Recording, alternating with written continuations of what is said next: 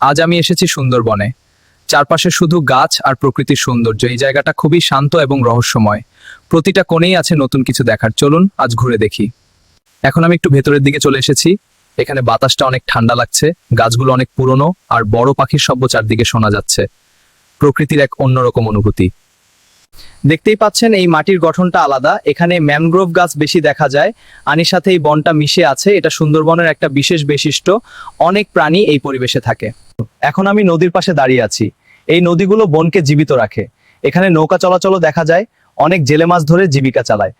প্রকৃতি আর মানুষের একসাথে বসবাস। ওইদিকে হরিণ দেখতে পাচ্ছেন, এরা সুন্দরবনের খুব পরিচিত প্রাণী। এরা খুব শান্ত স্বভাবের, কিন্তু একটু শব্দ পেলেই পালিয়ে যায়। প্রকৃতির সাথে এদের মিল খুব সুন্দর। এখানে বানরও অনেক দেখা যায়। গাছের উপর ওরা লাফিয়ে বেড়ায়। ওদের চলাফেরা দেখলে ভালো লাগে।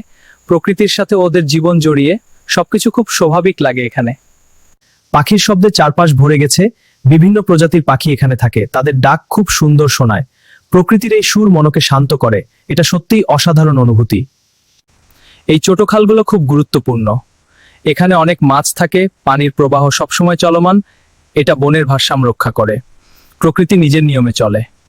এখানে হাঁটার সময় সাবধানে থাকতে হয়। প্রতিটা পদক্ষেপ চিন্তা করে নিতে হয়, কারণ পরিবেশটা বন্য। তবুও এই জায়গার সৌন্দর্য আলাদা। ভয় আর সৌন্দর্য একসাথে আছে। গাছের ফাঁক দিয়ে আলো আসছে। দৃশ্যটা অনেক সুন্দর কেউ লাগছে। প্রকৃতির ওকালা মন ছুঁয়েছে। এখানে সময় কাটানো অন্যরকম। প্রতিটা মুহূর্ত মনে রাখার মতে। এই জায়গাটা অনেক গভীর জঙ্গল। এখানে মানুষের উপস্থিতি কম। প্রাণীরা তাদের মতো থাকবে। প্রকৃতি এখানে নিজের মতো চললে। এটা একদম আলাদা একটা জগৎ। এখানে বাতাসটা খুব সতেজ। নদীর গন্ধ পাওয়া যাচ্ছে। সবকিছু প্রাকৃতিক লাগছে।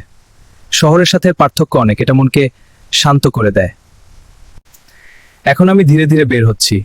আজকের অভিজ্ঞতা সত্যিই ভালো। অনেক কিছু দেখলাম নতুন। প্রকৃতির সাথে সময় কাটানো দরকার। এটা আমাদের জন্য উপকারী। সুন্দরবন আমাদের দেশের গর্ব। এটা সংরক্ষণ করা খুব জরুরি। প্রাণীগুলোকে রক্ষা করতে হবে। প্রকৃতি আমাদের সম্পদ। আমাদের দায়িত্ব এটা রক্ষা করা। আজকের ভ্রমণ এখানেই শেষ। আপনারা ভালো থাকবেন, প্রকৃতি ভালোবাসুন। আবার নতুন ভিডিওতে দেখা হবে।